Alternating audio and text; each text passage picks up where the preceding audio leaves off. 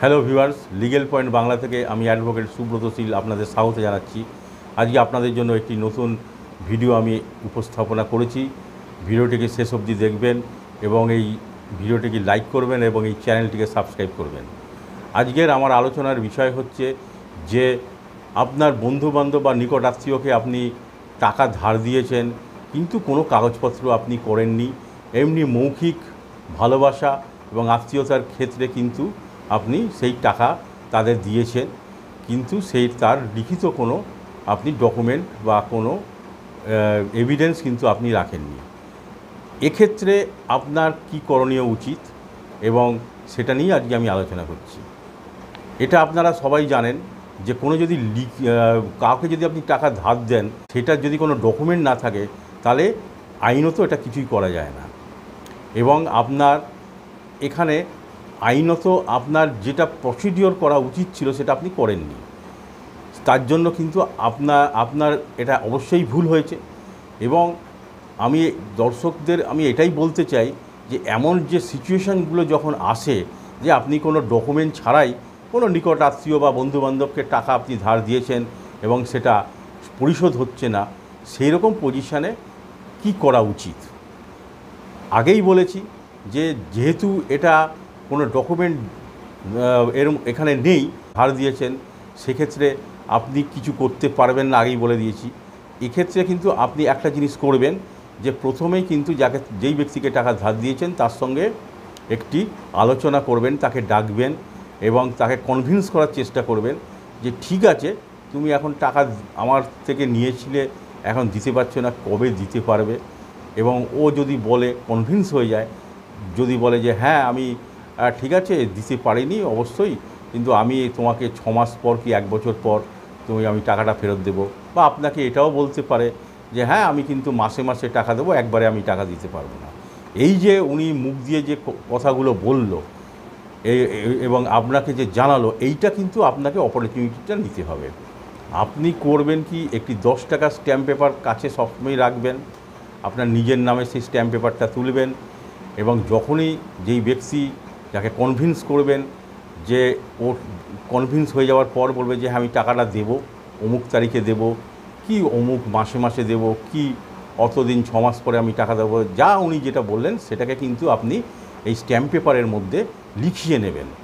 এবং লিখিয়ে নেবার পর সেখানে কিন্তু অবশ্যই ডেট দেবেন, কবে সে টাকাটা আপনাকে দেবে, মাসে মাসে দেবে না ইনস্টলমেন্টে দেবে না না একটা নির্দিষ্ট দিনে দেবে, সেটাও কিন্তু ওখানে লিখিয়ে রাখবেন ডেট ওয়াইজ।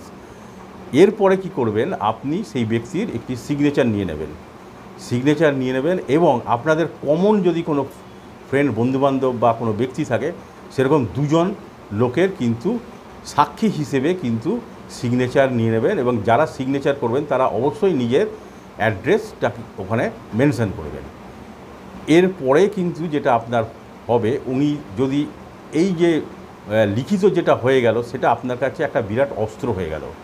এবং এর পরবর্তী ক্ষেত্রে যে এখানে যদি যা আপনাকে লিখিত হিসেবে যেটা ওখানে লেখা আছে সেটা যদি ফেল করে বা সেইটা যদিও না মানে, তখন কিন্তু আপনি কিন্তু অবশ্যই একটি আইনত পদক্ষেপ নিতে পারবেন। কি আইনত পদক্ষেপ আপনার কাছে আছে? আপনি এই ডকুমেন্টটার একটি জেরক্স করবেন, নির্দিষ্ট থানায় গিয়ে একটি আপনাকে জিডি করতে হবে এবং জিডি করার পরে কিন্তু আপনি একটি রিটেন কমপ্লেন করবেন। রিটেন কমপ্লেন করার পর কিন্তু এটা এফআইআর হিসাবে গণ্য হবে এবং সেই ব্যক্তির এগেনস্টে কিন্তু চিটিং বা ফ্রডের কেস চালু হয়ে যাবে। এবং আমি আরেকটি এখানে উল্লেখ করতে চাই কথা, যে অনেক ক্ষেত্রে কিন্তু এটা দেখা যায় যে আপনি সেই ব্যক্তিকে কনভিন্স করলেন, কিন্তু সে কোনো ডকুমেন্ট এই যে বললাম যে স্ট্যাম্প পেপারে, সেখানে কিন্তু কোনো সই করল না। সেই রকম অবস্থায় আপনি কি করবেন? দেখুন, এই রকম অবস্থায় কিন্তু আমি একটি কথা বলবো, যে যখনই আপনি ওকে বারবার টাকার কথা বলবেন, একটি নির্দিষ্ট সময়ের পর পর ওকে গিয়ে বলবেন, রিকোয়েস্ট করবেন যে টাকাটা ফেরত দাও, ও নিশ্চয়ই যদি না দেয় তাহলে কিন্তু আপনার উপর গালমন্দ করবে, টেম্পটেড হয়ে যাবে এবং ভুলভাল কোনো কথাবার্তা, গালাগালি পর্যন্ত দিতে পারে। তো এই কথাগুলো হচ্ছে, আপনি যদি পারেন এটাকে রেকর্ড করে রাখবেন এবং রেকর্ড যদি নাও করে থাকেন কোনো অসুবিধা নেই।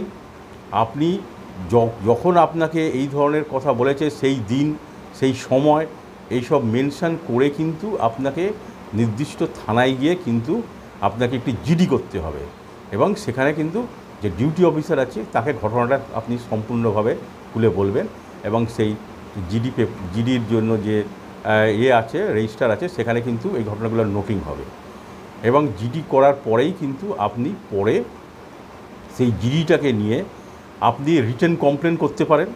রিটেন কমপ্লেন অনেক সময় থানা নেয় না, আপনাকে বাই পোস্টে রেজিস্ট্রি অথবা স্পিড পোস্ট করে ওসির কাছে পাঠাতে হবে রিটেন কমপ্লেন এবং জিডির একটি জেরক্স কপি আপনি দিয়ে রেজিস্ট্রি করে পাঠাবেন এবং ট্র্যাক রিপোর্টটাকে আপনাকে নিতে হবে যে হ্যাঁ অমুক দিন এটা ডেলিভার হয়ে গেছে। সেই আপনার অরিজিনাল জিডি এবং রিটেন কমপ্লেন যেটা আপনি পাঠিয়েছেন সেটার কপি এবং ট্র্যাক রিপোর্টটা নিয়ে আপনি ম্যাজিস্ট্রেট কোর্টে কিন্তু কমপ্লেন কেস করতে পারেন। এটা আইপিসি 504 এবং 506 হবে যে আপনাকে এরকম থ্রেট করেছে, আপনাকে ইনসাল্ট করেছে, এই ধরনের আইপিসির মধ্যে কিন্তু এটা সেই সেকশানে কিন্তু আপনি অভিযোগ জানাবেন, কমপ্লেন করবেন, এটাকে কমপ্লেন কেস বলে। এবং এটা অবশ্যই জানেন যে ক্রিমিনাল কেস যখন হয়ে যায় তখন কিন্তু একটি আপোষ সমঝোতা আউট অফ কোর্ট হয় এবং সেক্ষেত্রে কিন্তু অনেক সময় সলিউশন বেরিয়ে যায় এবং আপনি যে টাকা আপনি দিয়েছেন সেটার হয়তো 50% কি 80%, 75% কিন্তু আপনি পেয়ে যাবেন। অনেক ক্ষেত্রে পুরো টাকাটাও আপনি হয়তো পেয়ে যেতে পারেন। তাহলে বন্ধুরা, আপনাদের কাছে আমার একটি অনুরোধ যে আপনারা যেই ভুলটা আপনারা করে রেখেছেন যে বিনা ডকুমেন্ট ছাড়াই আপনারা টাকা ধার দিয়ে দিয়েছেন এবং পরবর্তী ক্ষেত্রে যদি অপর ব্যক্তি যাকে টাকা ধার দিয়েছেন সে যদি কনভিন্স হয়ে যায় এবং সে যদি কোনো ডকুমেন্টের মধ্যে সই সাবত করে তাহলে কিন্তু সেইটা করার পক্ষেই আপনারা বেশি জোর দেবেন এবং সেটা করলেই কিন্তু আপনারা তাকে লিগ্যাল বাইন্ডিংয়ের মধ্যে ফেলে দেবেন এবং পরবর্তী ক্ষেত্রে আপনারা তার এগেনস্টে কিন্তু লিগ্যাল স্টেপ বা ক্রিমিনাল প্রসিডিং করতে পারবেন। তাহলে বন্ধুরা, আজকের এই ভিডিও থেকে আপনারা বুঝতে পারছেন যে আপনাদের কাছে যদি ডকুমেন্ট না থাকে কিভাবে ডকুমেন্টটা তৈরি করবেন এবং যদি ডকুমেন্ট তৈরি না করতে পারেন তাহলে কিভাবে যে আমি পরামর্শ দিয়েছি সেইভাবে আপনারা কেস করবেন এবং ক্রিমিনাল প্রসিডিংগুলো করবেন। এবং আজকের আলোচনাটা আমি এখানেই শেষ করছি। নমস্কার।